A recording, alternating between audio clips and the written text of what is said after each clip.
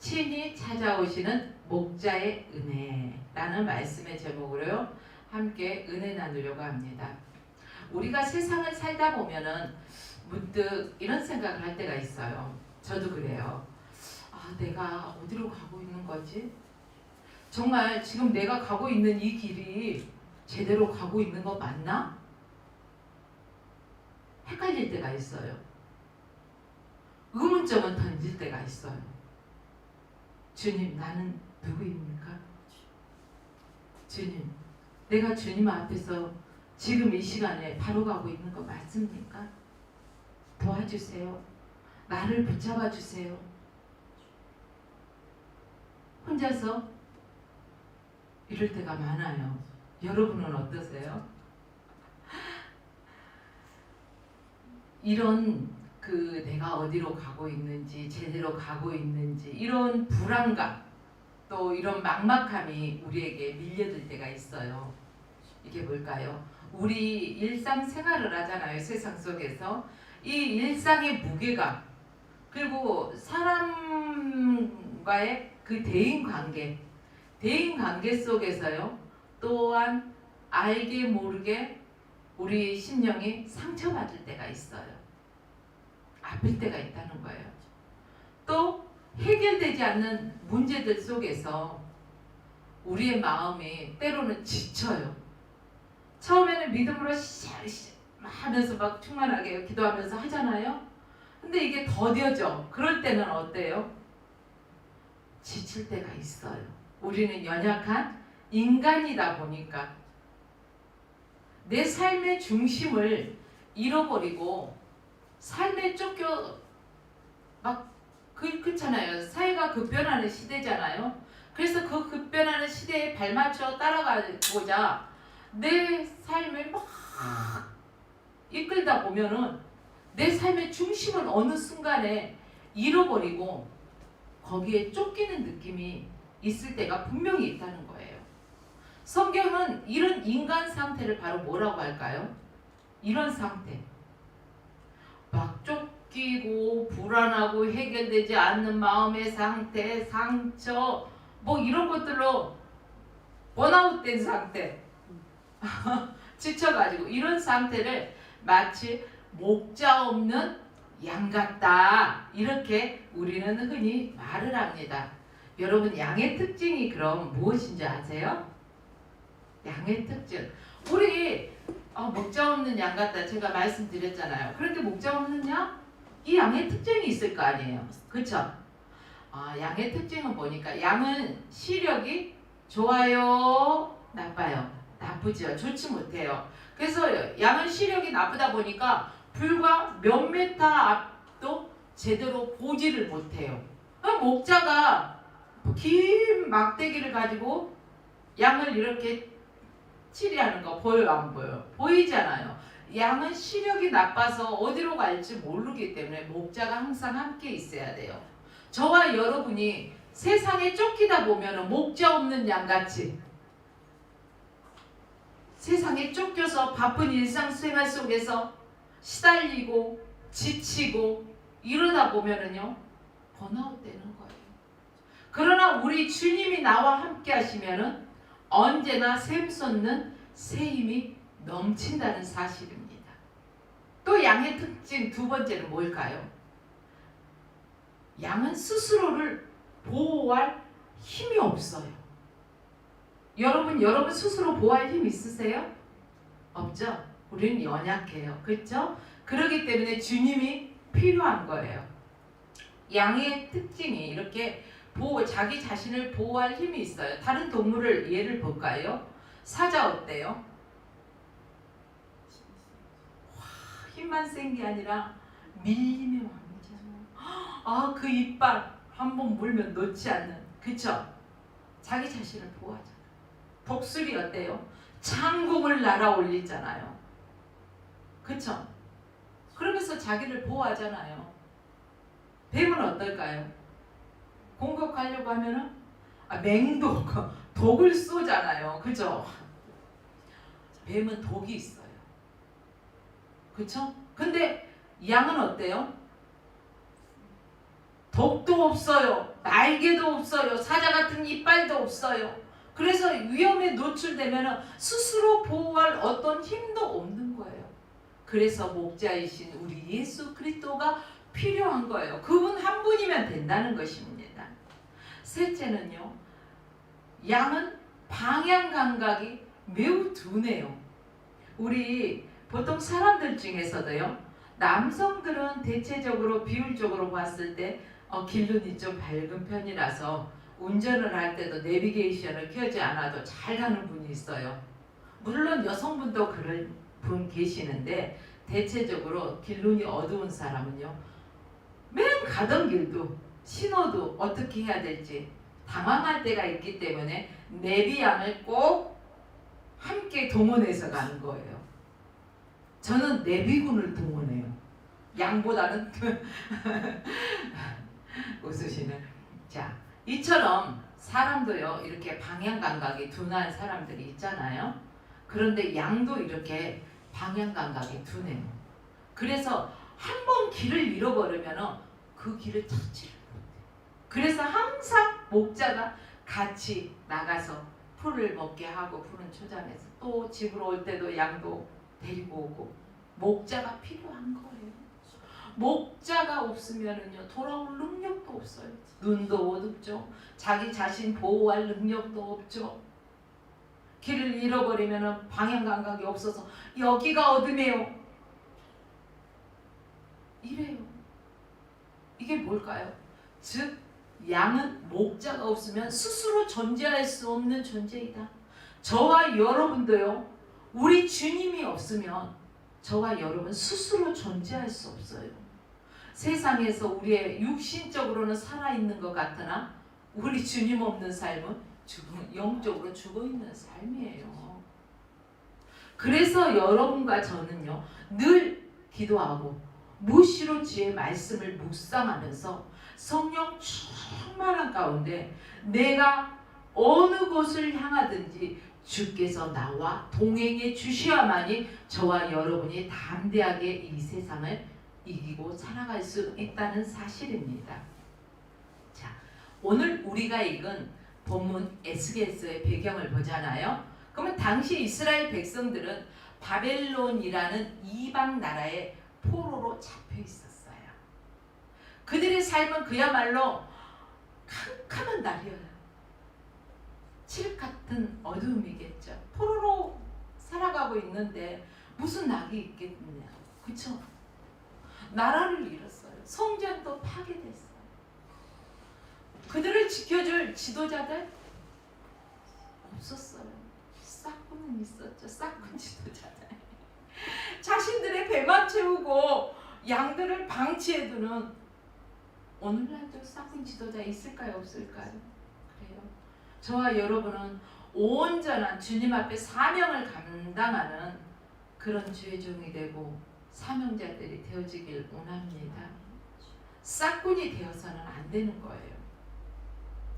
백성들은요, 정말로 이 포로로 잡혀가 있으면서 절망이 된 상태고, 나름대로 마음에 국가를 잃었고 성전도 파괴되고 포로로 잡혀와 있기 때문에 상처 속에서 갈 바를 알지 못하고 흩어져 있는 거예요. 바로 그 가장 어둡고 캄캄한 순간에 하나님께서 누구를 부르셨죠? 에스겔 선지자를 통해서 오늘 말씀을, 우리가 읽은 말씀을 선포해 주셨어요. 그래서 나 여호와가 말씀하시되 나 곧 내가 내 양을 찾고 찾되, 하나님께서 당신의 사랑하는 자녀들을 찾으신다는 거예요. 당신의 잃어버린 양을 찾으신다는 거예요. 양 99마리가 있음에도 불구하고 한 마리의 잃어버린 양을 찾고 찾으신다는 거예요. 하나님은 거짓된 세상 속에 거짓된 세상 목자들에게요, 더 이상 당신의 양을 맡기지 않고 내가 직접 나가서 내 양을 찾고 건져내겠다, 이렇게 선언하시는 거예요. 오늘 이 말씀이 저와 여러분의 삶에 동일하게 선포되어지는 참 목자의 음성이 되어지길 주의 이름으로 축복합니다. 오늘 본문 11절과 12절 말씀 우리 함께 읽어볼까요? 시작. 나 주 여호와가 말하노라. 나 곧 내가 내 양을 찾고 찾되 목자가 양 가운데 있는 날에 양이 흩어졌으면 그 때를 찾는 것 같이 내가 내 양을 찾아서 흐리고 캄캄한 날에 그 흩어진 모든 곳에서 그것들을 건져낼지니라. 아멘.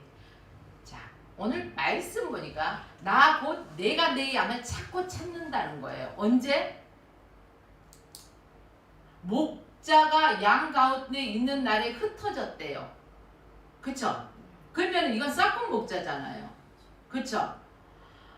양을 흩어진 양들을 찾는다는 거예요. 막 흐리고 캄캄한 날에 그 흩어진 곳에서 그들을 건져낼 거라는 거예요.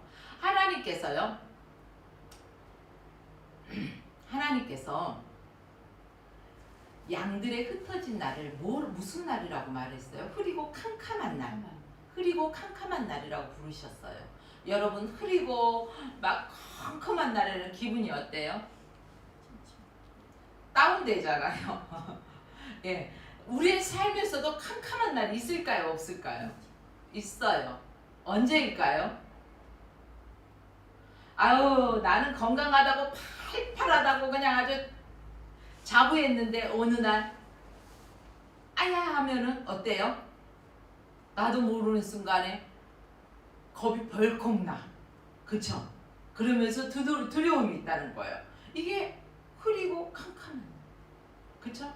근데 정말로 믿었어. 이 사람만은 나를 배신하지 않을 거야. 내 신복 중에 신복이고 동역자 중에 동역자야.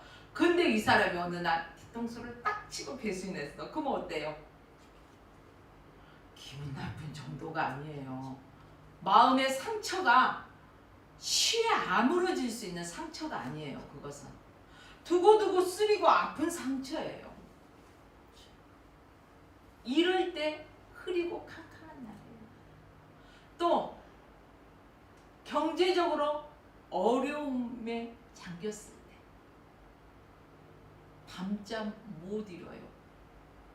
이렇게도 해볼까 저렇게도 해볼까 대책이 안 되는 거야.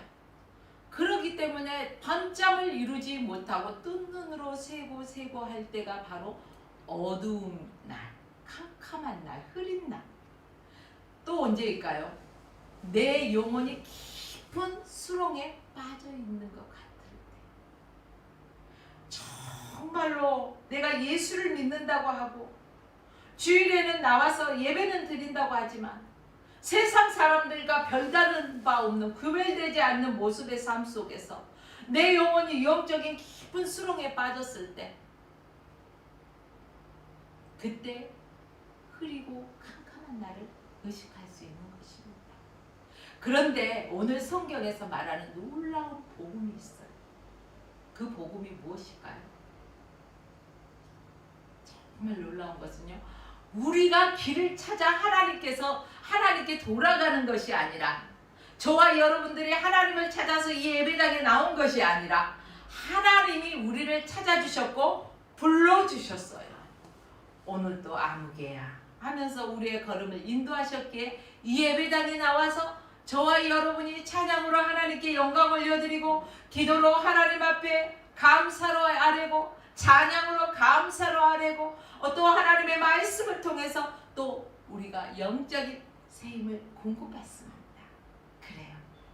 하나님께 우리가 돌아가는 것이 아니라 목자이신 우리 주님께서 이 캄캄한 곳에 숲속과 같이 가시밭길과 같은 이러한 상태이다 할지라도 친히 그 모든 것들을 해치고 우리를 찾아와 주시는 거예요. 우리 있는 곳으로 찾아오신다는 사실에 우리는 놀라워해야 되고 감사해야 된다는 사실입니다.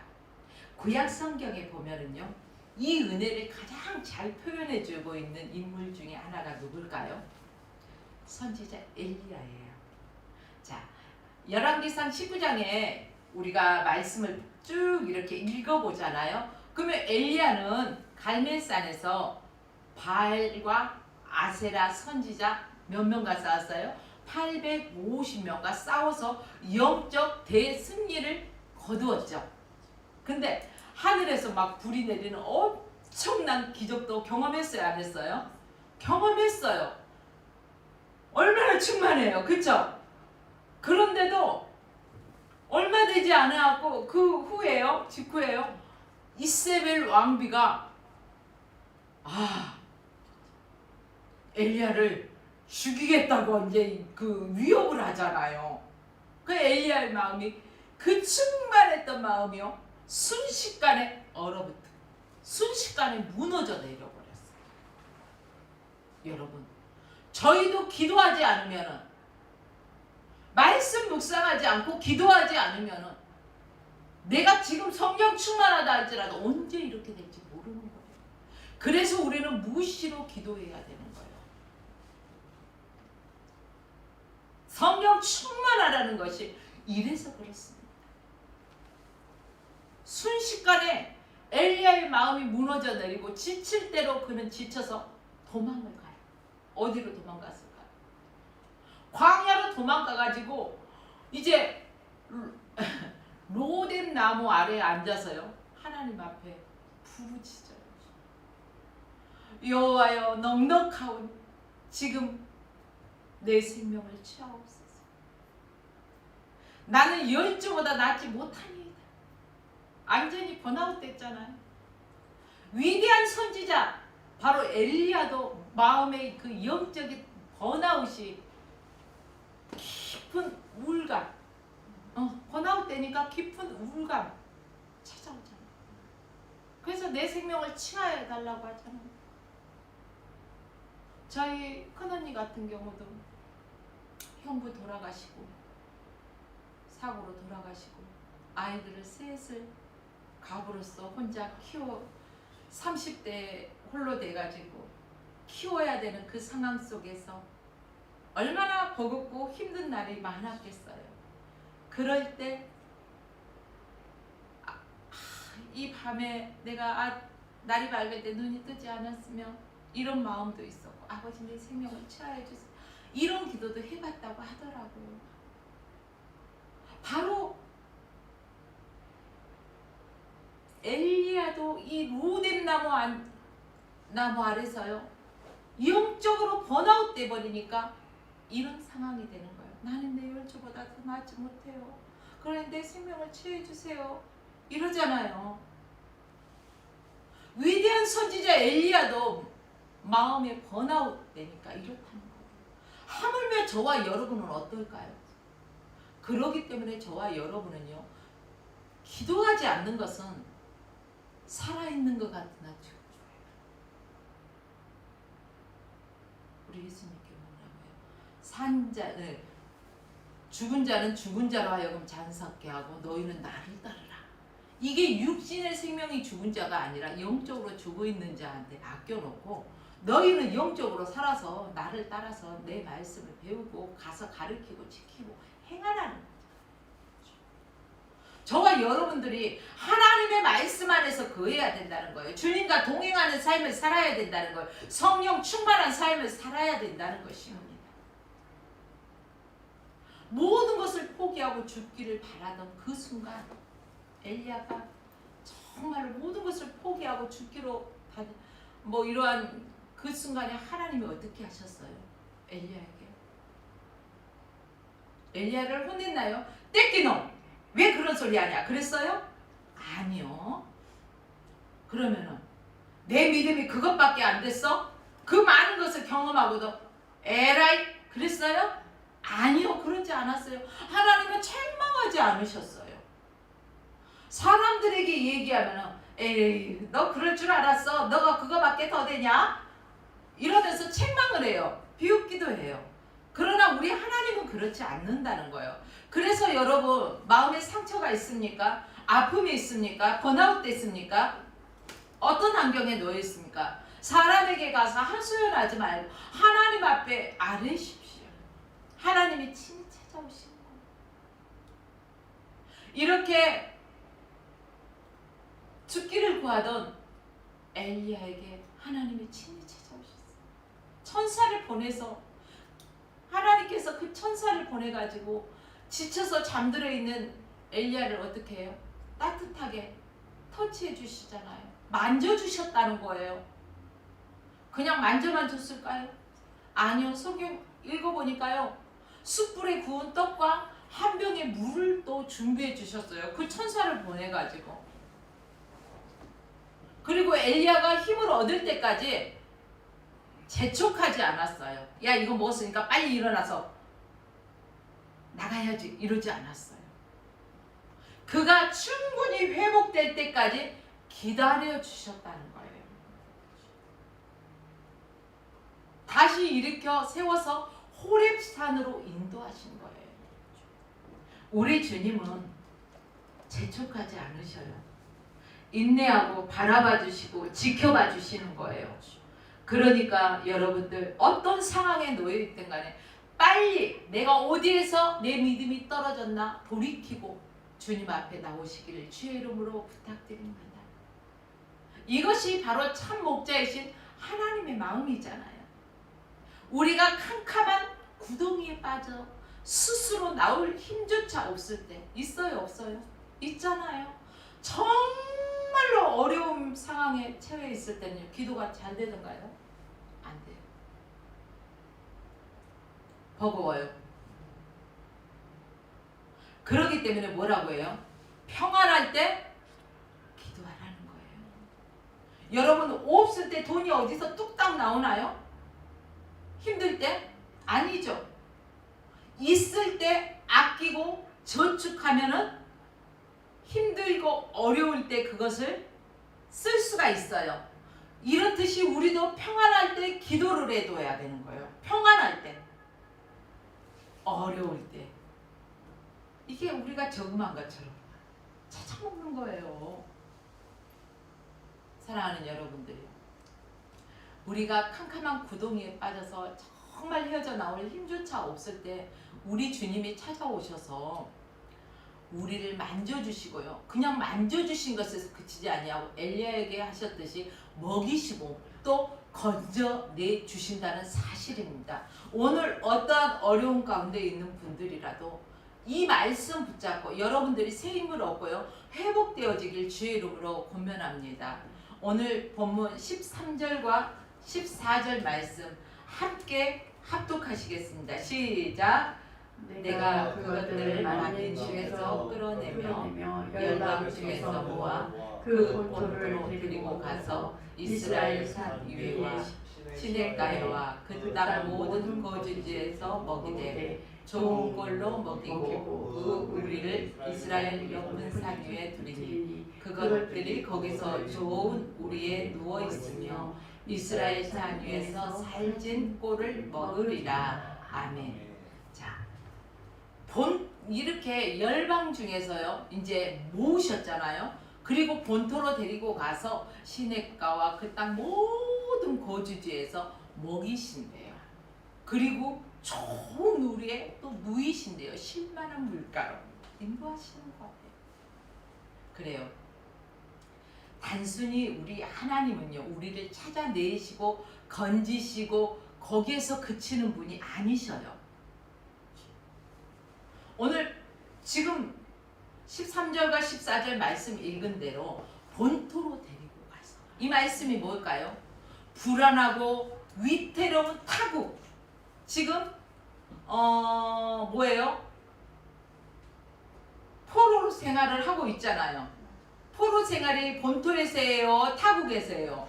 타국에서 하는 거예요. 그러니까 불안하잖아요, 이들이. 그러니까 이들을 이끌어내신다는 거예요. 본토로 데리고 가신다는 거예요. 불안하고 위태로운 타국, 방황의 자리. 또 우리 또 이제 그 지금은 우리는 포로 생활 아닌데 하시는 분들 계실까봐 말씀드리는 건데, 여러분의 삶의 자리에서 방황의 늪에 빠져 있는 분들이 있어요, 없어요? 있잖아요. 이 방황의 자리에서 이끌어내신다는 거예요. 가장 안전하고 본래에 있어야 될 평안한 자리. 우리 주님께서는 뭐예요? 평안하뇨? 어디 가든지 평안을 빌어주시잖아요. 이 평안의 자리로 방황의 늪을 지나 방황에서 이끌어내셔서 평안한 자리로 이끄신다는 것입니다. 또한 시냇가와 그 땅 모든 거주지에서 좋은 꼴을 먹이신다고 하셨잖아요. 이 말씀은 뭘까요? 굶주린 영혼의 생명수와 영적 양식을 채워주시는 거예요. 또 좋은 우리에 누워있게 하신다. 이 말씀은 영혼의 참된 안식과 회복을 선물로 주신다는 거예요. 우리 주님이 이끌어내시고 먹이시고 만지시고 치유하시고 회복시키셔서 평안을 주시고 참된 영적인 안식을 얻게 해 주신다는 것입니다. 그러므로 저와 여러분들이 주님께 붙어 있어야 된다는 거예요. 포도나무가 있는데 그 가지가 꺾어졌으면 어때요? 버려지잖아요. 말라 비틀어지고 버려지고. 그러면은 사람들의 발에 짓밟힐 수밖에 없습니다. 그렇죠? 그러나 이 포도나무의 가지가 포도나무에 꽉 붙어 있을 때는 어때요?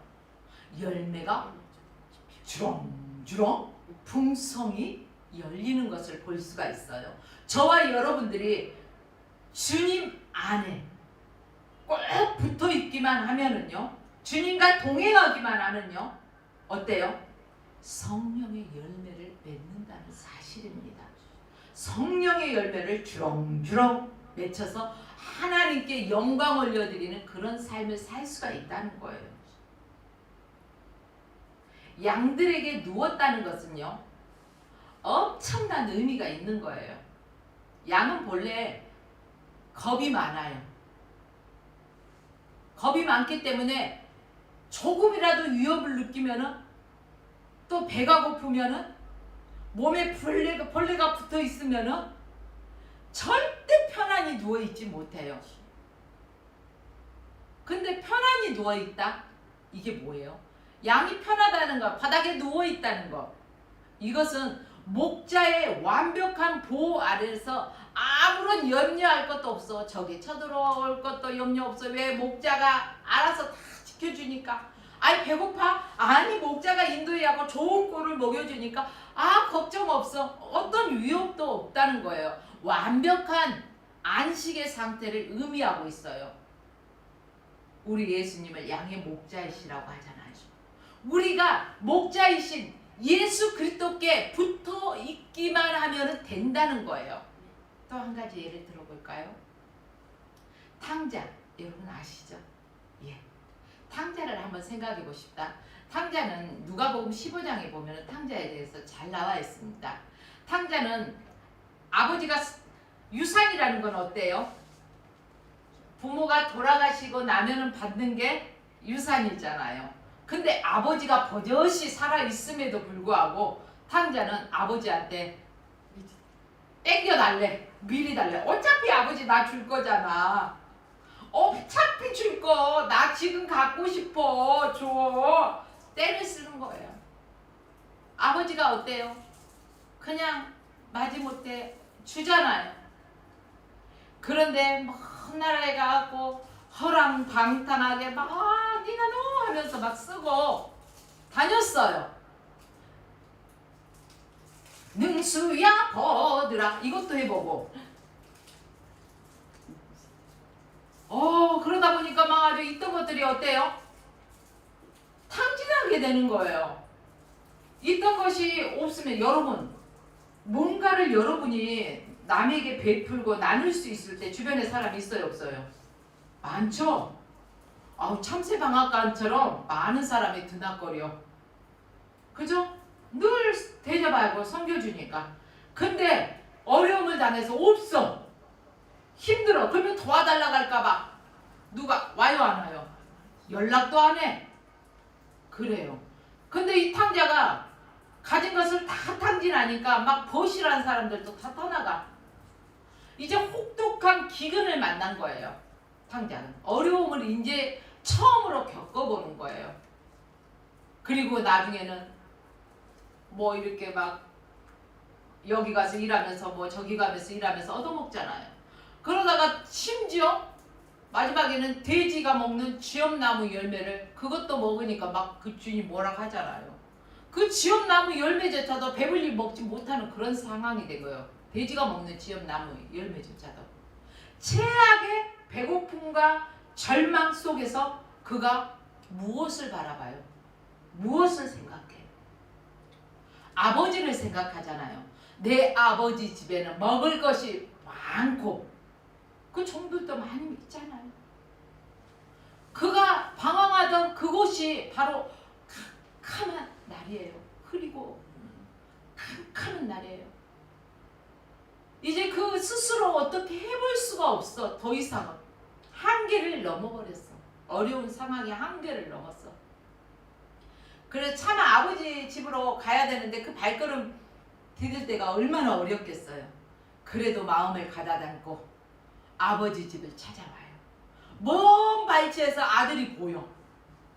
아버지가 그냥 아주 막 뛰어가가지고 내 아들 막 껴안고 허거하면서 막 아주 어미 내 새끼 내 새끼 내 새끼 얼마나 고생 많았냐. 제가 얼마나 밤낮으로 너를 기다려놓고 내가 이 문 한 번도 안 닫아놓고 혹여 오늘이나 내일이나 밤중이나 언제 올지 몰라서 내가 문 열어놓고 너를 기다렸단다 하면서 막 손에 가락지 끼워주고 돼지도 잡고 뭐 막 짐승 잡아갖고 릴리리야 잔치를 열잖아. 동네 잔치. 그렇잖아요. 근데 여러분 이거 다시 생각해보면은 하나님의 자녀들이 신앙생활을 하다가 믿음에서 떨어진 자들이 있어요 없어요? 있어요. 사단의 계략에 의해서 믿음에서 떨어진단 말이에요. 여러분 바로 이것과 비교해 보십시오. 빨리 회개하고 아버지께 돌아와야 되는 거예요. 이 탕자가 정말로 어둡고 캄캄한 그 현실에서 아버지를 바라봤듯이 여러분이 처한 환경 속에서 하나님 아빠, 하나님 아버지를 기억하십시오. 내게 베풀어 주신 하나님의 은혜를 기억하십시오. 하나님은 여러분이 어떤 죄를 지었던 간에 꾸짖지 아니하시고 책망치 아니하시고 잘했다 잘했다 하면서 여러분을 품어주신다는 거예요. 여러분 탕자는요 줄이고 목마른 채 돌아왔지만 아버지 사랑 안에서 가장 좋은 꼴을 먹잖아요. 돌아왔을 때 가장 좋은 살찐 짐승을 잡아서 잔치를 해주잖아요. 가장 좋은 음식을 먹고 비로소 아버지 품이라는 좋은 우리에서 즉 아버지의 집에서 참된 안식을 누리게 되는 거예요. 저와 여러분들도요. 세상에 뭐가 좋다 뭐가 좋다 해도 세상 것은 일종의 주목. 또 잠시 왔다가는 우리는 나그네 인생길이기 때문에요. 손에 움킨 것 같지만 쉬 사라지는 거예요. 세상 것은 가지고 아버지 나라 갈 수가 없어요. 우리가 가지고 갈 수 있는 건 오직 믿음만 가지고 갈 수 있어요. 그러므로 여러분들, 여러분의 현 주소가 어디인지 한번 점검해 볼 필요가 있다는 것입니다.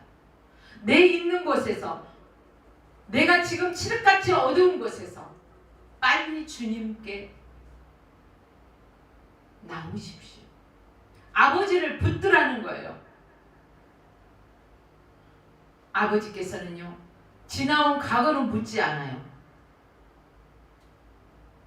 허물도 묻지 않으셔요. 왜 그런 방황 속에서 어떻게 했냐고 묻지 않으셔요. 내가 과거에 믿음이 좋았니? 집사였니? 장로였니? 권사였니? 뭐였니? 아무짝에 쓸모없어요. 지금 현재 내가 집사로서의 직분을 감당하고 있는가? 권사로서의 직분을 감당하고 있는가? 장로로서의 본분을 감당하고 있는가? 전도사로서의 본분을 감당하고 있는가? 목회자로서 본분을 감당하고 있는가? 지금 이것을 바라보신다는 거예요. 우리 주님. 사랑하는 여러분들이요. 여러분이 어떤 상태이든 간에 회개하고 주님께 돌아왔을 때, 탕자가 돌아왔을 때 아버지가 품어주시듯이 우리 주님은 여러분을 품어주신다는 사실을 기억하십시오. 즉 하나님의 말씀과 성령의 은혜라는 것을 통해서요, 가장 좋은 걸로 우리 영혼을 배불리 먹여주시고 채워주시는 것입니다. 이제 말씀을 정리하겠습니다. 여러분, 우리가 읽은 에스겔 34장은 이 위대한 먼 약속에, 그러니까 먼 옛날에 이스라엘에게만 주어진 이러한 약속이 아니에요. 이 약속이 약 600년 뒤에요, 이 땅에 인간의 모습을 입고 누가 오셨어요? 예수 그리스도를 통해서 완벽하게 하나님의 뜻이 성취되었어요. 예수님은 요한복음 10장 11절에서 이렇게 선포하셨습니다. 나는 선한 목자라. 선한 목자는 양을 위하여 자기 목숨을 버리고, 예수님이 인간의 몸을 입고 이 땅에 오셔서 자기 목숨을 버리시면서까지 우리를 구원해 주셨습니다. 구약의 여호와 하나님께서요, 나 곧 내가 내 양을 찾고 찾되, 오늘 말씀이죠. 본문 말씀, 나 곧 내가 내 양을 찾고 찾되, 즉 이 말씀은 내가 직접 내 양을 찾아가겠다, 이렇게 말씀하셨어요. 찾아오셔서 주님은 지금도 뭐 하셔요? 똑똑똑 문 좀 열어다오. 우리의 마음의 문을 두드리십니다. 누구든지 주의 음성을 듣고 그 마음의 문을 활짝 열고 주께서 주시는 영적인 양식을 충만하게 받으십시오. 주 안에서 평안을 누리십시오. 주님께서 이 약속대로 예수님은 하늘 보좌 영광을 버리고 캄캄한 이 세상에 사람의 몸을 입고 찾아오셨습니다. 그리고 저와 여러분이라는, 우리라는 잃어버린 한 마리의 양을 구원하시기 위해서 친히 십자가에서 목숨을 버리셨습니다. 오늘 이 메시지를 듣는 모든 여러분들의 심령은 어떤 심령일까요? 혹시 이 말씀을 듣는 여러분들 가운데 세상의 파도 속에서 길을 잃고 흩어져서 왜 홀로 외로워하고 계시진 않는지 묻고 싶습니다. 그리고 기억하십시오. 우리가 하나님을 찾아가는 것이 아니라 목자이신 우리 주님이 지금 이 순간에도 우리를 찾아오신다는 것입니다. 우리가 할 일은 단 하나예요. 나를 부르신 목자의 음성에 귀를 기울여야 돼요. 아무개야 문 좀 열어 나와 할 때 우리는 그 목자의 음성에 귀를 기울이고 있다가 듣고 문을 활짝 열어야 되는 거예요. 내 고집과 내 방향, 내 경험, 이런 것들을 다 내려놓아야 돼요. 대체적으로 내 고집이 세고 이런 사람들은요, 은혜를 못 받아요. 내 주관이 강하다 보니까 어디 지가 이기나 내가 이기나 해보자. 그래요, 안 그래요? 그런 경우들 많잖아요. 이렇듯이 내 고집과 내 그 방법들, 모든 것들을 내려놓고 오직 예수 그리스도, 우리 주님께서 인도하시는 대로 내 삶을 그분께 맡겨드려야 되는 거예요. 수영을 할 때도요, 몸에 처음에는 수영을 못하니까 물이 무서워서 몸에 힘이 잔뜩 들어가요. 그 강사는 뭐라고 할까요? 손을 받쳐주면서 몸에 힘을 빼세요. 무서워요. 나를 믿으세요. 힘을 빼면 몸이 뜹니다. 그러나 믿지 못하고 힘을 꽉 주고 있으니까 자꾸 꼬르륵 꼬르륵 빠는 거예요. 그러나 힘을 쫙 빼고 믿고 맡길 때 몸이 물에서 둥둥둥 떠서 발을 살짝만 움직여도 몸이 쑥쑥쑥 앞으로 나가는 거예요. 이렇듯이 저와 여러분들이 우리의 고집과 아집으로 똘똘 뭉쳐있으면 안 된다는 거예요. 하나님은요, 성령님은 인격적이신 분이에요. 우리가 우리 고집과 아집으로 딸딸 뭉쳐있으면요, 일하지 않으셔요. 이것들을 내려놓고 맡겨야 돼. 나는 할 수 없을 때 내 안에 계신 성령의 능력을 의지합니다. 나를 통해서 주님의 영광만 드러나게 하옵소서. 우리는 기도하면서 주님의 인도하심에요, 우리의 삶을 맡겨드려야 된다는 것입니다. 그래서 다윗은 시편 23편, 저와 여러분 모든 그리스도인들이 거의 다 암송하고 있는 말씀이 바로 시편 23편 아닌가 싶습니다. 그렇죠? 자신의 인생을 돌아보면서 시편 23편 이렇게 고백합니다. 여호와는 나의 목자이시니 내가 부족함이 없으리로다. 그가 나를 푸른 초장에 누이시며 쉴 만한 물가로 인도하시는도다. 할렐루야. 저와 여러분의 삶이 하나님께서 목자이신 우리 주님께서 인도하셔서 우리의 삶에 부족함이 없고 나를 푸른 초장에 누이시며 영적으로 성령의 충만함을 덧입어서 늘 성령 충만함으로써 살아갈 수 있도록 인도하신다는 거예요. 그렇게 되기 위해서는 우리의 고집, 아집, 생각, 경험 이런 것들을 내려놓아야 돼요. 오늘 에스겔 34장의 약속이, 그리고 다윗의 이 고백이 저와 여러분의 삶에 실제가 되어지기를 축복합니다.